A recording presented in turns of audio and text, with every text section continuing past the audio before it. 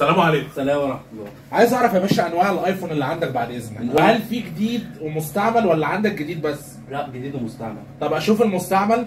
عايز من هو بيبدا من اول اكس 14 برو ماكس. طب في 13 وفي 14. السعر بيختلف. ماكس. ماكس وعادي. لا وريني الماكس. بعد اذنك يا عم. 13 اللي هو ال 13. لا، عايز الجهاز التاني.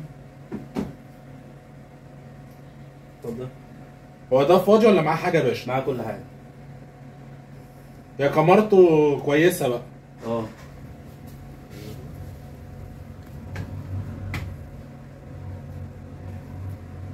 بس اذنك معلش وريني الخلفيه كده. اضحك كده. تمام، ابعتهم لي شير ات بقى بعد اذنك. انا عايز اشوف لما بيبعت للاندرويد بتبقى يعني الصوره مبكسله ولا لا بتوصل تمام؟ لا، بتوصل تمام. طب اشوف بعد اذنك عشان انا مش هشتري سمك في ميه. ماشي.